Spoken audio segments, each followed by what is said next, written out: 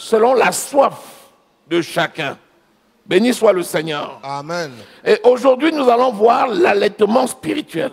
Alléluia. Amen. Nous allons voir l'allaitement spirituel pour que tu comprennes que ton état spirituel dépend de ta soif de recevoir le lait. Est-ce que tu es là? Amen.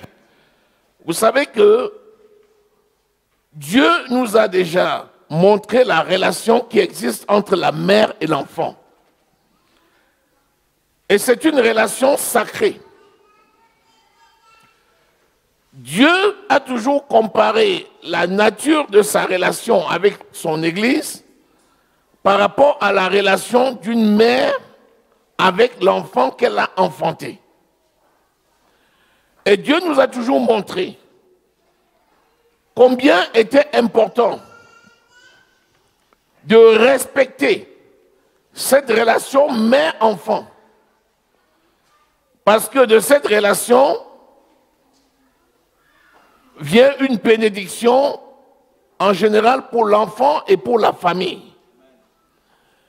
Il y a une interdépendance entre la mère et l'enfant. Un enfant qui est attaché à sa mère, c'est un enfant qui va jouir de la production du lait et de bonne qualité. De même, une mère qui est attachée à son enfant, c'est une mère qui va être heureuse, chaleureuse. Et c'est cette relation que Dieu a mis dans mon cœur aujourd'hui afin que je puisse le partager avec le peuple de Dieu. Amen. Quand vous écoutez la mère, voyez la relation de Dieu, et quand vous écoutez l'enfant, voyez la relation avec l'Église. Alléluia. Amen. La parole de Dieu, c'est le lait. Et la Bible nous dit que ce lait doit être désiré. Lorsque l'enfant ne désire pas le lait, il arrive parfois qu'on soit obligé d'aspirer ce lait et de le jeter. Ce qui est terrible. Puisque le lait maternel, c'est le meilleur lait pour le Fils de l'homme. Amen. De génération en génération, l'allaitement maternel, même si avec la modernité et l'occupation des femmes, elle a été un peu délaissée à un moment donné, nous nous rendons compte maintenant que toutes les sociétés font un effort en donnant des congés maternité et voire même paternité qui permettent à la mère de prendre le temps d'allaiter son enfant. Ça veut dire que même la nature a appris à mettre à part et à consacrer un temps pour une mère qui a enfanté, afin qu'elle dispose de ce temps pour allaiter son enfant. Dieu a touché le cœur des gouvernements, comme il l'avait déjà fait pour la fille de Pharaon, afin que la mère qui allaite son enfant soit en plus payée dans le cadre d'un congé de maternité. Tout ceci pourquoi? Parce que le lait est indispensable pour une bonne croissance. Un enfant qui est nourri au lait maternel est différent d'un enfant qui est nourri au lait spirituel, au lait artificiel. Pour la simple raison que il y a certains éléments et certaines substances, certains anticorps que tu vas trouver dans le lait maternel que tu ne trouveras jamais malheureusement dans le lait artificiel.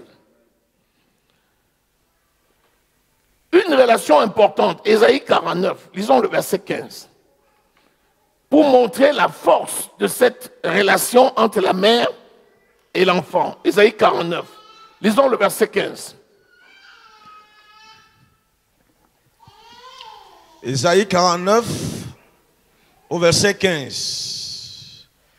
Une femme oublie-t-elle l'enfant qu'elle allaite? Une femme oublie-t-elle l'enfant qu'elle allaite? N'a-t-elle pas pitié du fruit de ses entrailles? N'a-t-elle pas pitié du fruit de ses entrailles? Quand elle l'oublierait, moi je ne t'oublierai point. Quand elle oublierait, moi l'Éternel, je ne t'oublierai point. Montrant ainsi l'attachement d'une mère à son enfant qu'elle a enfanté.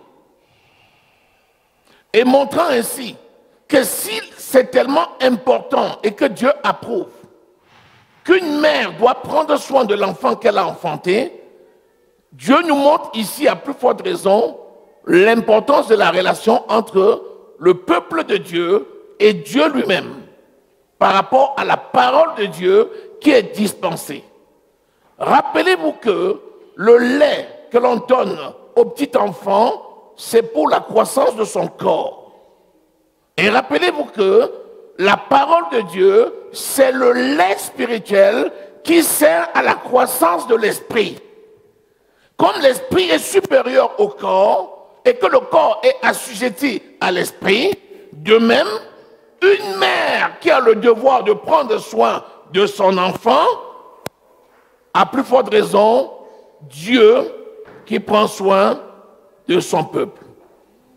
L'essentiel, c'est quoi? L'enfant doit avoir soif. L'enfant doit désirer. L'enfant doit réclamer son dû. Et la mère a la disposition pour le lui donner. De même, les enfants de Dieu doivent être prompts à s'attacher à Dieu afin de se nourrir de la parole de Dieu pour l'édification de leur esprit. Amen. Alléluia. Amen. Est-ce que tu es là? Amen.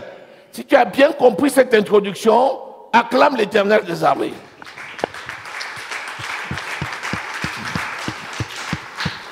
De la qualité de ton acclamation, je peux déduire la soif que tu as à recevoir la parole aujourd'hui. Alléluia. Amen. Amen. Alléluia. Amen. Ça, c'est un moment solennel. Parce que le roi des rois parle. Alléluia. Amen. Le Dieu vivant qui administre, le Dieu vivant qui règne au milieu de nous par son esprit, te donne donc cette parole qui commence par une assurance. Il dit, une femme oublie-t-elle son enfant qu'elle allaite? N'a-t-elle pas pitié du fruit de ses entrailles? Quand elle oublierait, moi, je ne t'oublierai point. Stop! Si tu attrapes ça, tu es béni. Tu es déjà bien. Alléluia. À mon avis, est-ce qu'il y a un conditionnel là? Non. Est-ce qu'il y a une condition? Non. Des affirmations. Ce n'est que des affirmations. Donc, tu dois déjà saisir ça. Tu dois déjà saisir. Allez, lisons voir le verset 16. Verset 16. Voici, j'étais gravé sur mes mains. Stop. J'étais gravé sur mes mains. Alléluia. J'étais gravé sur mes mains. Les tatoueurs là. J'étais gravé, j'étais tatoué. Dieu t'a tatoué sur ses mains. Chaque fois qu'il regarde ses mains, il te voit. Alléluia. Et il dépose ses mains de bénédiction sur toi. Amen. Il est fidèle. Alléluia. Alléluia. Amen. Tes murs sont toujours devant mes yeux. Tes murs sont toujours devant mes yeux. Dieu te voit. Il est omniscient. Yes. Omniprésent et omnipotent. Il sait tout. Il voit tout et il peut tout. Donc la parole qu'il t'a dite est esprit et vie. Quand tu prends cette parole-là, arrête de réfléchir. Prends ça full stop. et tu restes attaché à lui, Amen. elle va marcher. Amen. Alléluia. Amen.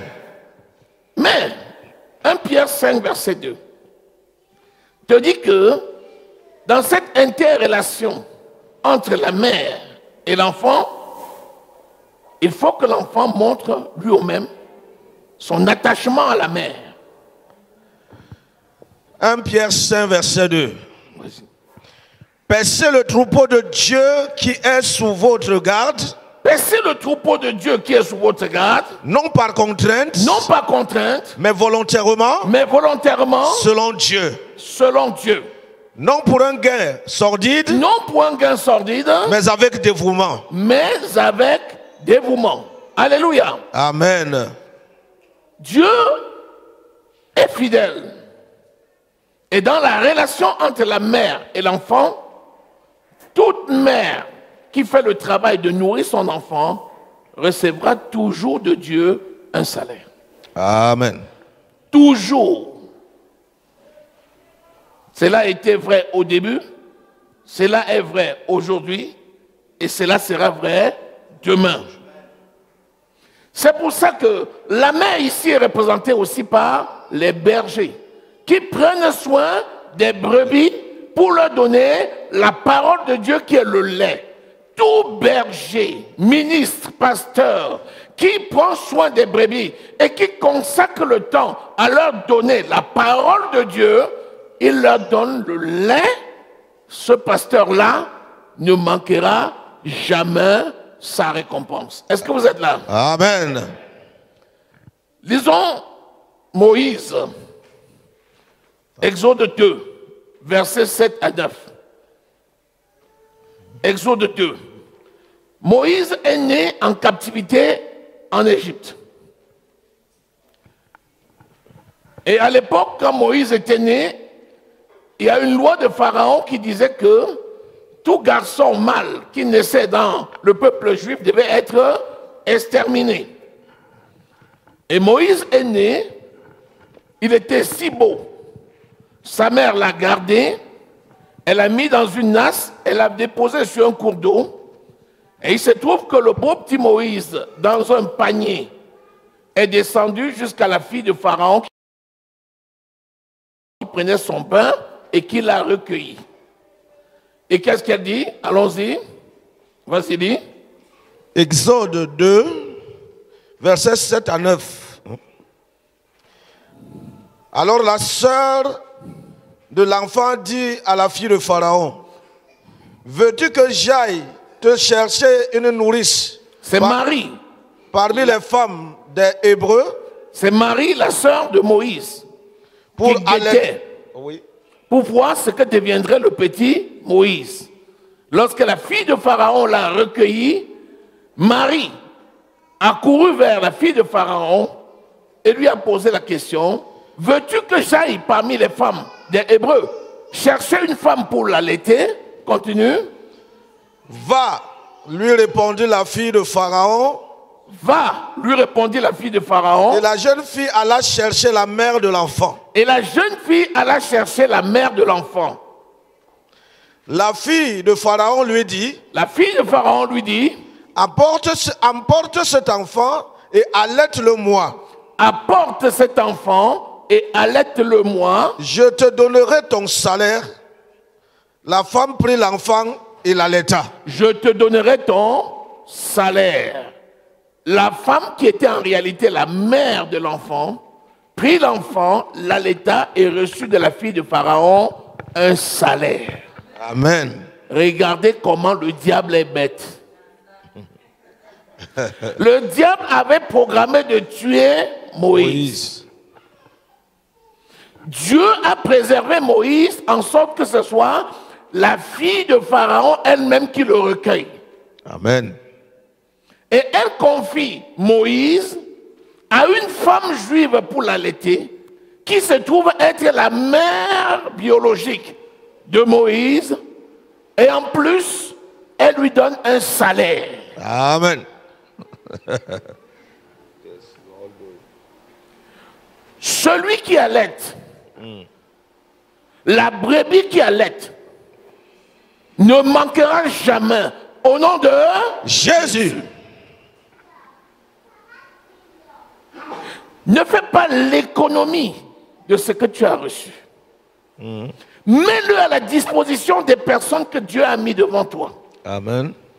Laisse que les gens profitent de ce que Dieu t'a donné. Alléluia. Alors, ton stock de lait se videra et le Seigneur le renouvellera. Alléluia. Parce qu'il n'y a pas de montée laiteuse s'il n'y a pas de tétée. Hey. Je sais pas Alléluia. Jéhovah. Je ne sais pas s'ils sont là. Amen. Si j'étais à ta place, j'acclamerais le Seigneur. J'acclamerais le Seigneur. Alléluia. Amen. Comment Satan peut-il programmer de tuer Moïse? Et Dieu préserve Moïse au point que la propre fille de Pharaon paye un salaire à la mère de Moïse pour l'allaiter. Alléluia. C'est des équations que le monde ne peut pas comprendre. Amen. Mais avec Dieu, même tes ennemis, Dieu va les utiliser pour te bénir. Dis Amen. Amen.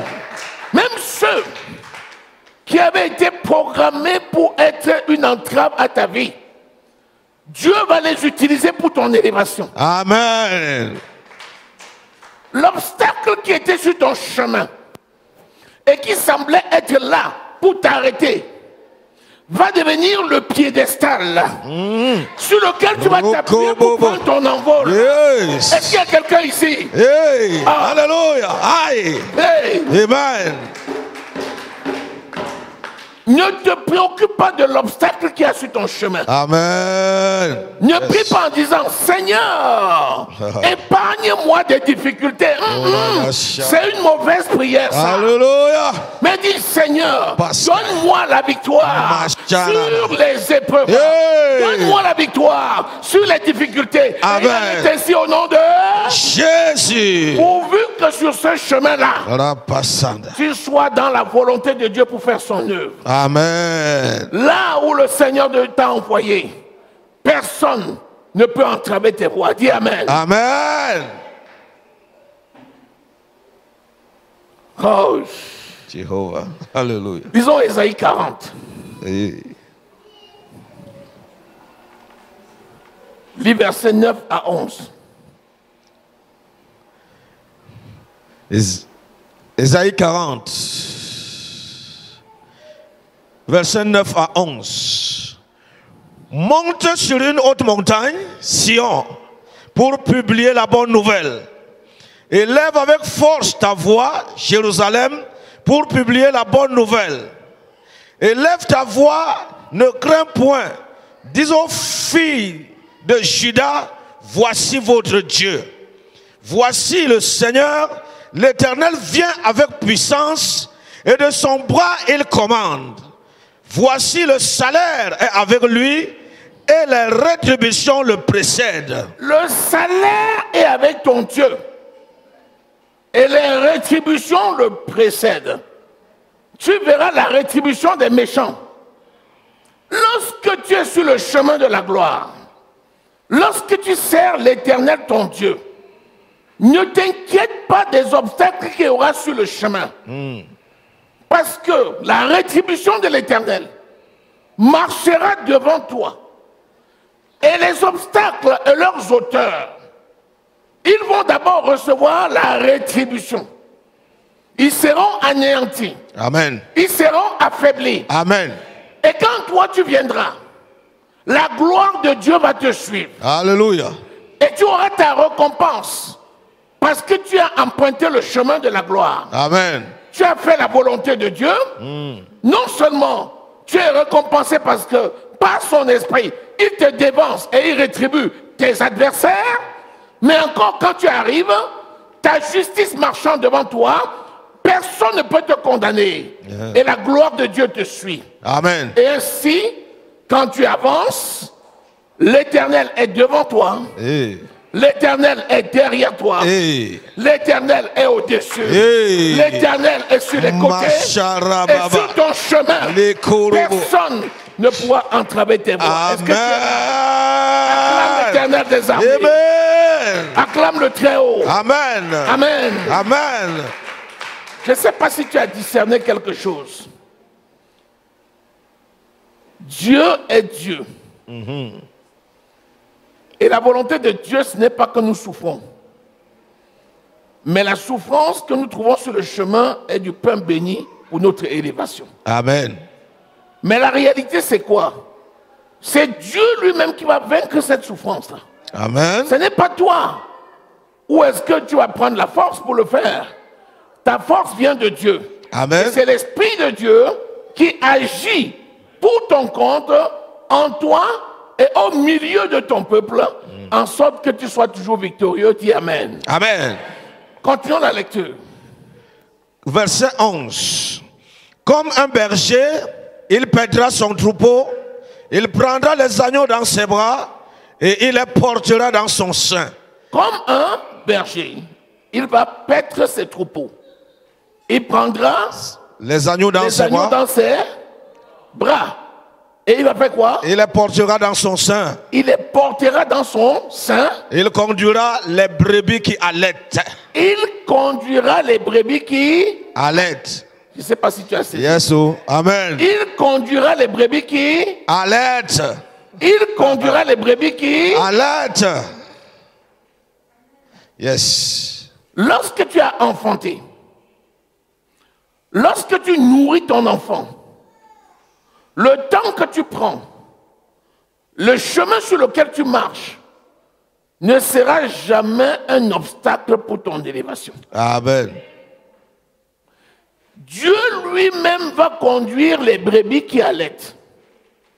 Lorsque tu reçois du Seigneur un appel, et lorsque tu accomplis l'appel du Seigneur, le Seigneur lui-même va te conduire. Pourquoi? Parce que tu allaites les brebis qu'il t'a confiées. Amen. Dans l'église, lorsque tu as un berger, le berger te donne le lait. Tu reçois le lait pour ton édification. Le berger, lui, qui est fidèle et qui te donne ce lait-là, il ne manquera jamais le secours de l'Éternel. Amen. Il sera toujours nourri. Il aura toujours la provision. Son chemin sera toujours ouvert. Et même quand il y a des obstacles, il aura toujours le succès. Amen. C'est la raison pour laquelle tu dois être attaché à l'Éternel. Amen. Tu dois désirer ardemment le lait pur, non frélaté, afin que tu puisses croître à salut. Tu dois être attaché à la sainte doctrine, recevoir les paroles de l'enseignement, mettre en pratique ces paroles, parce que par elles, tu croîtras à salut. Amen. Quand tu connais la relation entre Christ et l'Église, entre une brebis et un berger, tu dois tout faire pour qu'il n'y ait pas un temps mort. Tu dois tout faire pour qu'il n'y ait pas un espace mort. Tu dois tout faire pour que le diable ne vienne pas s'interposer. Tu dois rester attaché au Seigneur, en sorte que l'ennemi ne vienne pas couper ton chemin. Amen. Rappelez-vous Josué et Moïse, jusqu'à ce que Moïse s'en aille et que Josué prenne les rênes, là où tu voyais Moïse, tu voyais Josué. Alléluia. Rappelez-vous la relation entre Élisée et Élie. Lorsque Élie devait être enlevé, malgré tout le chemin qu'il a mené de Gilgal à Jéricho, en passant par Bethel, la distraction des prophètes et des enfants des prophètes, il est resté vigilant et attaché à son maître Élie jusqu'au jour où le Seigneur est venu l'enlever. De même, tu dois être vigilant, attaché à la sainte doctrine, attaché à l'œuvre que le Seigneur t'a donnée, respectueux, marchant dans la crainte du Seigneur, pour que l'ennemi ne trouve pas le moyen de venir entraver tes voies et t'empêcher de marcher dans ton héritage. Là où il y a la justice, l'ennemi apporte l'injustice. Là où il y a la droiture, l'ennemi va apporter les chemins tortueux. Mais toi, tu dois être vigilant pour éviter des sorties de route, éviter des sorties de piste. Rester, parce que le hors-piste est dangereux. Chaque fois que tu fais le hors-piste, tu as des risques d'avalanche. Tu as les risques d'enlisement. Alors que quand tu marches sur le chemin tracé, tu ne risques rien parce que c'est balisé, c'est protégé, c'est aménagé.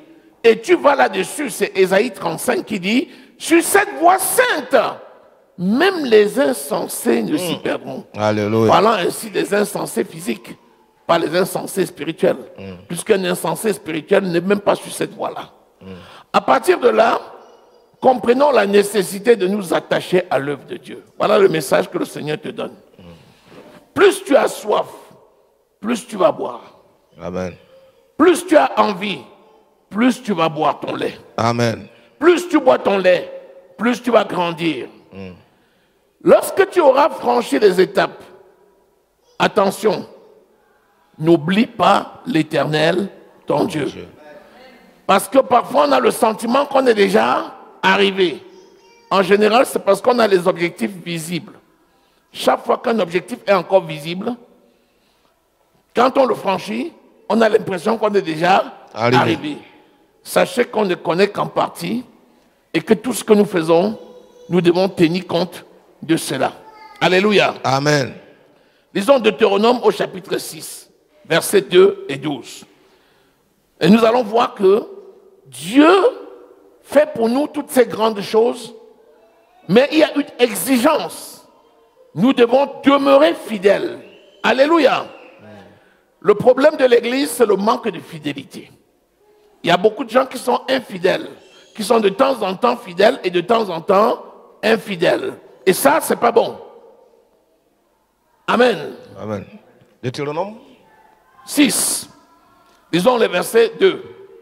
Deutéronome 6, verset 2. Afin que tu craignes l'Éternel, ton Dieu, Afin que tu craignes l'Éternel, ton Dieu, en observant tous les jours de ta vie, toi, ton fils et le fils de ton fils, toutes ces lois et tous ces commandements que je te prescris, en observant tous les jours de ta vie.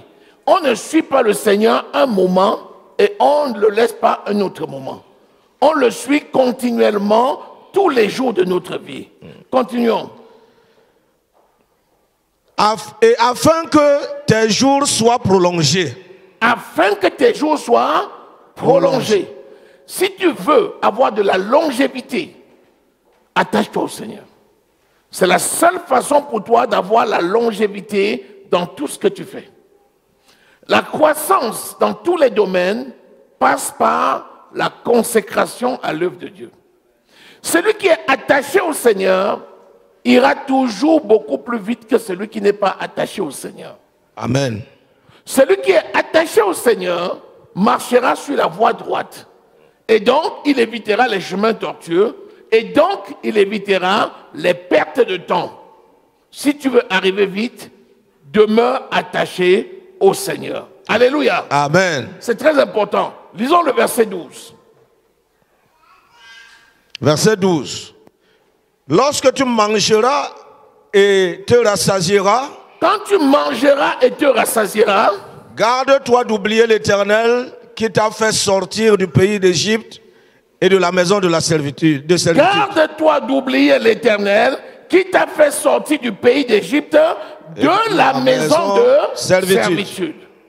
Lorsque tu marches avec le Seigneur, il t'a sorti des ténèbres et il t'a transporté dans le royaume du Fils de son amour. Dans ta marche au quotidien, il va avoir les obstacles, mais il sera toujours là. Sa justice marchera devant toi. La rétribution de l'Éternel sera devant toi pour affaiblir tes ennemis.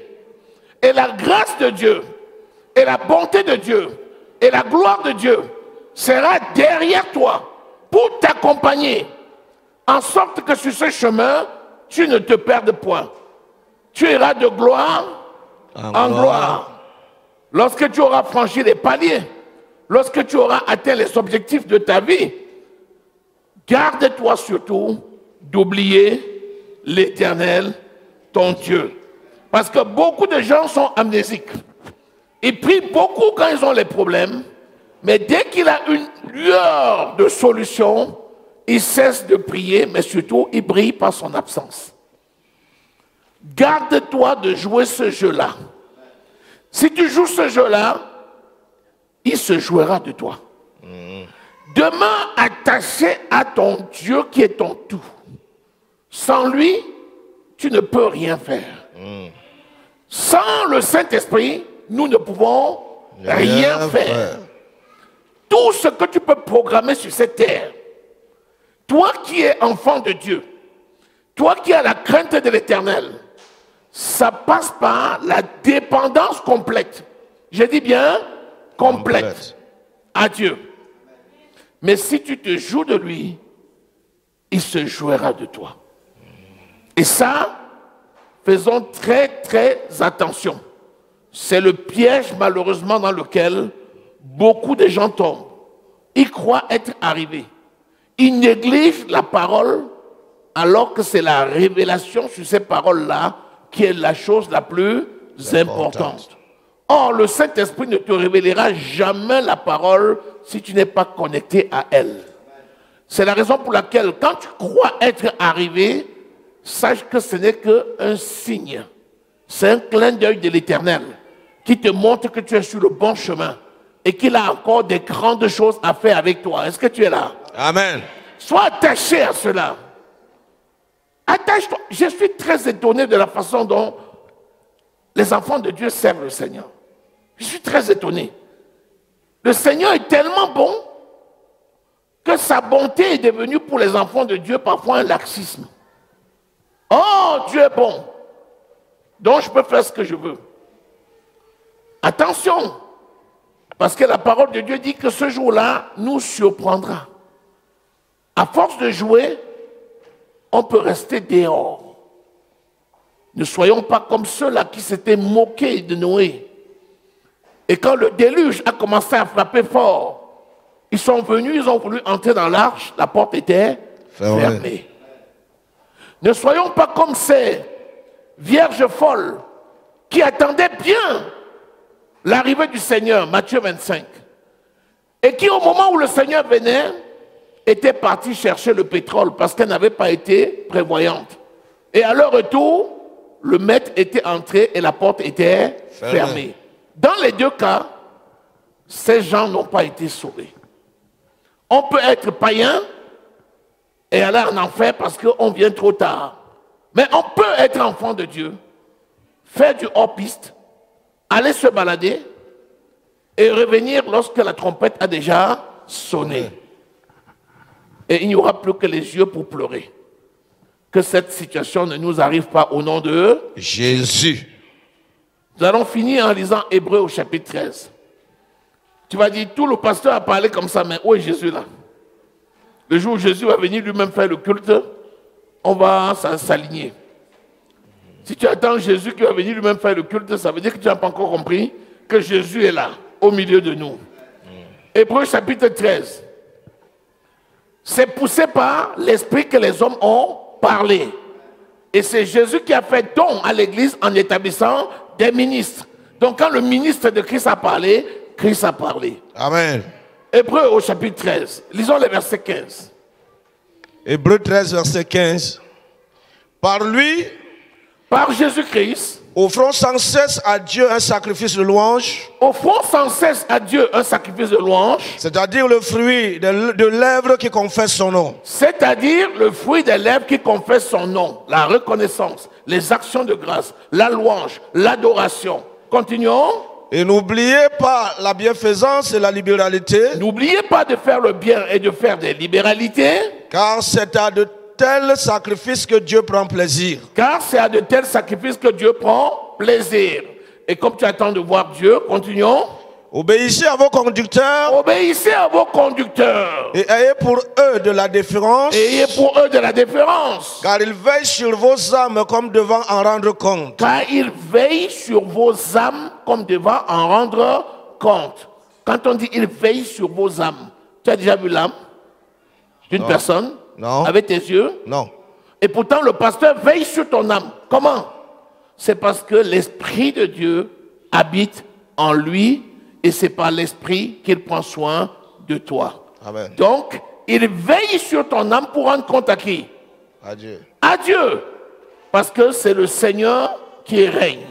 Et il utilise ses serviteurs. Alléluia. Amen. Continuons. Qu'il en soit ainsi. Qu'il en soit ainsi. Afin qu'il le fasse avec joie. Afin qu'il le fasse avec joie. Et non avec et non en gémissant. Et non en gémissant. Ce qui vous ne serait d'aucun avantage. Ce qui ne vous serait d'aucun avantage.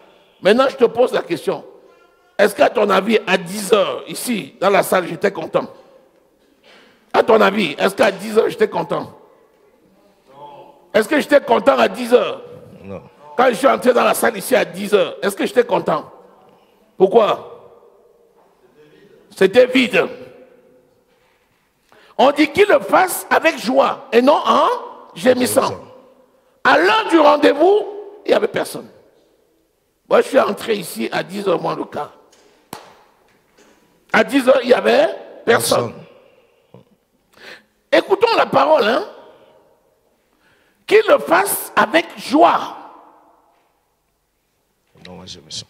Car c'est une bonne chose de se trouver dans la présence de l'Éternel.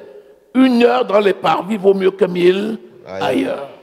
Je suis dans la joie quand mon nom me dit allons à la maison de l'Éternel. Allons, on n'a pas dit va. Donc quand nous sommes ensemble, nous sommes une émulation les uns pour les autres. Et nous sommes des fabricants de joie. Parce que l'Esprit de Dieu qui se meut en nous, cet Esprit se plaît à se mouvoir et cet Esprit produit le miracle dans nos vies. Disons Amen. Amen. Voilà la parole que le Seigneur m'a donnée pour toi. Amen. Je ne sais pas si tu l'as reçue. Amen. Amen. Amen. Je ne sais pas si tu l'as reçue. Amen.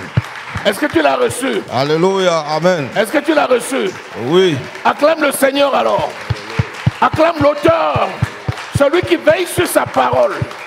C'est lui qui mérite d'être acclamé. Amen. Alléluia. Amen. Seigneur, ta parole est la vérité. Tu es le Dieu qui règne au milieu de ton peuple.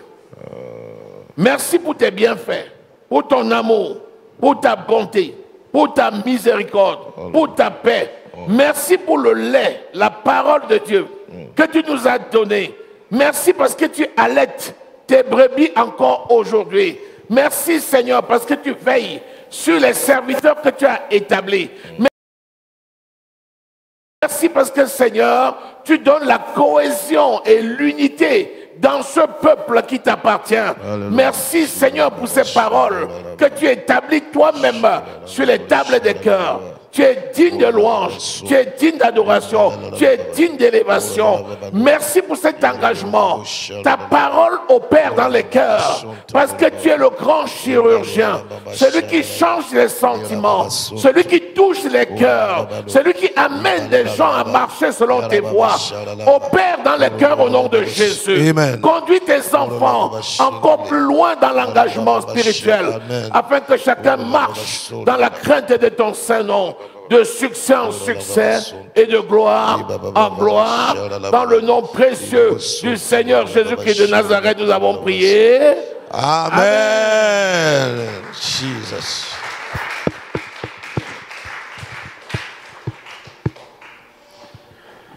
Voilà ce que je peux te donner ce matin en raison du temps.